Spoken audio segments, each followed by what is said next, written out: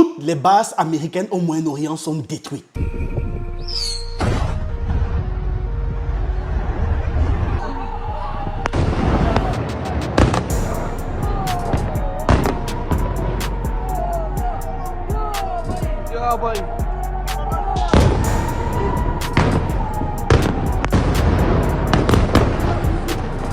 Ils sont tellement près de nous. Ça me fait peur. Un immeuble d'habitation vient d'être touché. Il est 8 h du matin au Bahreïn quand soudain, un missile iranien s'abat sur le quartier général de la 5e flotte américaine.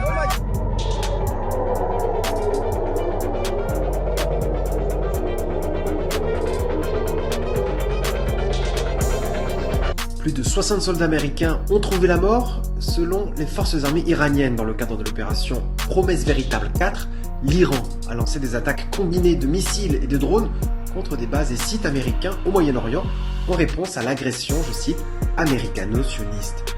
L'ennemi doit s'attendre à des attaques punitives en continu. Avant de poursuivre, si vous voulez apprendre des métiers du numérique, vous pouvez le faire sur Holacraft. Vous y trouvez des formations en animation, dessin, montage vidéo, graphisme, programmation, ma formation YouTube même et bien d'autres. Aussi, j'ai créé une chaîne YouTube secondaire pour plus de vidéos, Archives du Monde. J'analyse justement les archives du monde. Les vidéos sont différentes de celles que je publie ici. Je laisse le lien du site de formation et de la chaîne YouTube en description et en commentaire épinglé.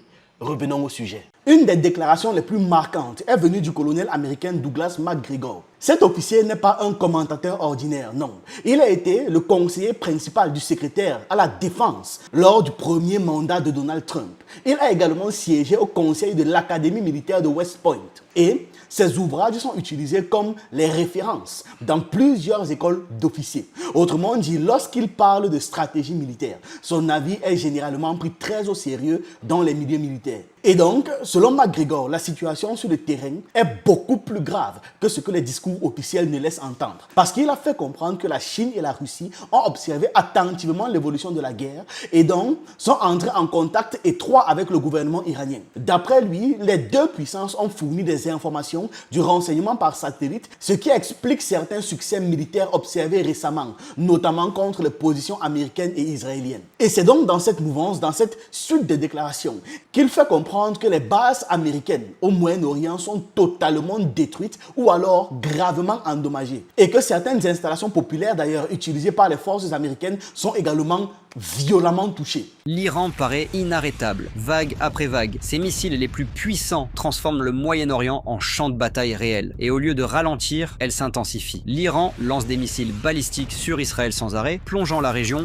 dans le danger. Et maintenant, les forces alliées iraniennes sont actives. Israël subit des frappes d'Iran, mais aussi du Yémen et du Liban, alors que de nouveaux fronts s'ouvrent. En riposte, Israël a aussi frappé le Liban, tuant le chef du renseignement du Hezbollah, Hussein Makled. Alors que le Liban a ensuite porté le bilan à 52 morts et 154 blessés, et les affrontements entre le Liban et Israël se poursuivent. Et les États-Unis et Israël frappent toujours l'Iran, mais au lieu de céder, Téhéran devient plus défiant et plus furieux. Après la mort du guide suprême iranien, le choc s'est propagé dans le Golfe. Les frappes iraniennes ont perturbé l'aéroport de Dubaï et touché des sites clés, provoquant de fortes perturbations aériennes et mettant sérieusement en cause l'image de refuge de Dubaï. Et la grande question est, comment l'Iran tient encore tête aux États-Unis et à Israël? Dans cette situation, la marine américaine est contrainte de dépendre davantage des ports situés en Inde pour certaines opérations logistiques, ce qui complique fortement la projection militaire dans toute la région. MacGregor résume son analyse en affirmant que malgré cette guerre lancée contre lui, c'est-à-dire l'Iran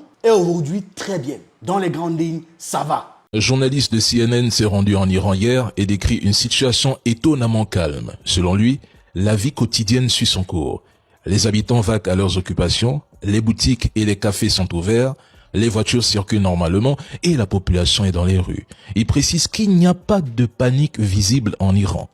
Pas de file d'attente aux stations-service et aucune pénurie de nourriture, même si la sécurité a été renforcée. Le journaliste explique avoir traversé la frontière iranienne avec son équipe le 5 mars après avoir obtenu un visa délivré par le gouvernement iranien. Ils sont ensuite arrivés à Téhéran afin de couvrir le conflit. Il s'agit de la première équipe d'une chaîne de télévision américaine à entrer dans le pays depuis le début de cette agression. Mais à Washington, La réaction est immédiate et très critique.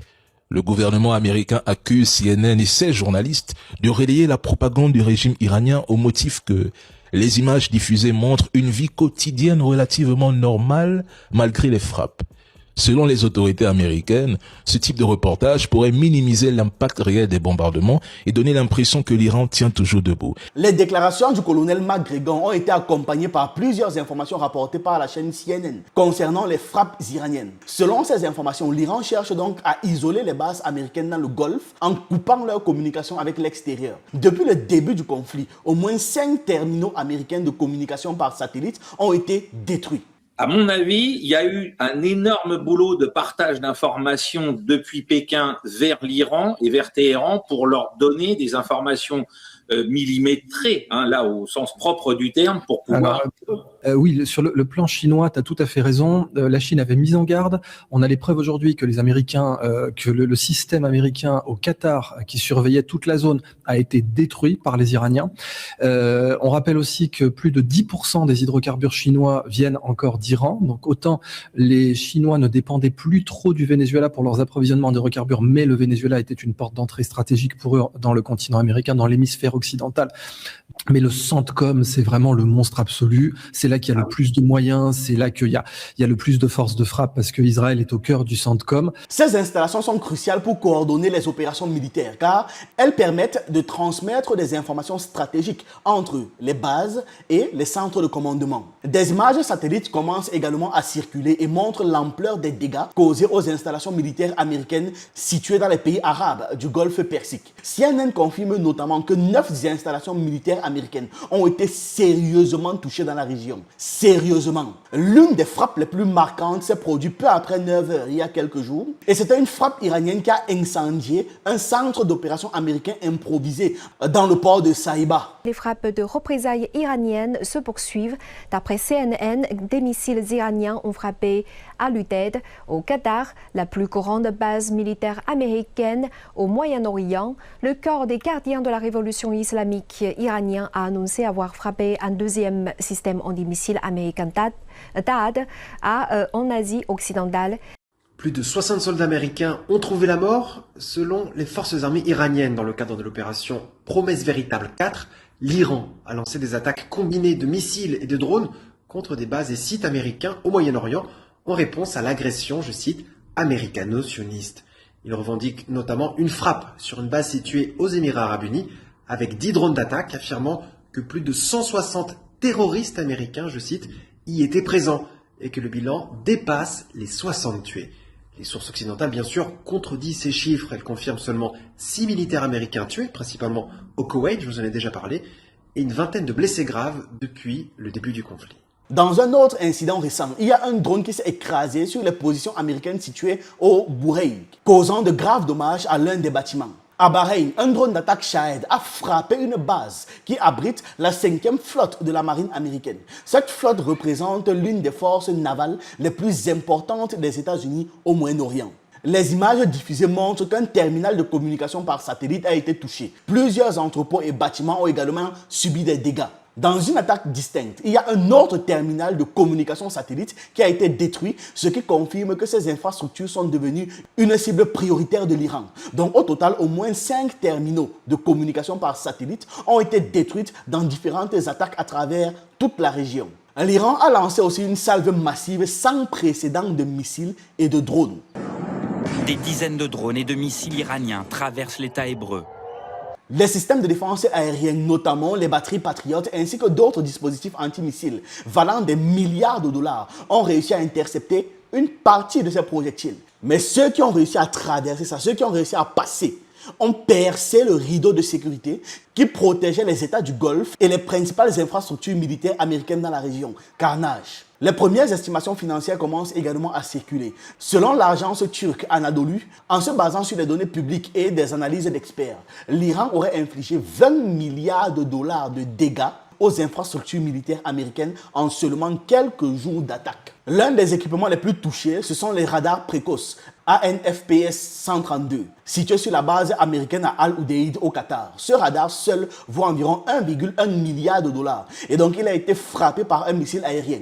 Le Qatar a confirmé que l'installation avait été détruite. L'Iran affirme aussi avoir réduit en tôle, en rouille, en poussière le composant radar du système de défense missile THAAD, qui est situé aux Émirats Arabes Unis. Ce radar, dont la valeur est estimée à 500 millions de dollars, a été touché durant les différentes frappes. Ces événements montrent que la guerre actuelle ne se limite pas à des frappes symboliques, sans parler des navires qui ont été coulés, sans parler des 3 chasseurs qui ont été explosés. Au moment là, peut-être qu'actuellement c'est déjà plus. Donc les frappes impliquent des infrastructures militaires extrêmement coûteuses, des systèmes de communication stratégiques et des installations de défense avancées. Chaque coup porté à ce type d'équipement représente non seulement une perte financière importante pour Washington, mais aussi la réduction temporaire de la capacité opérationnelle des États-Unis.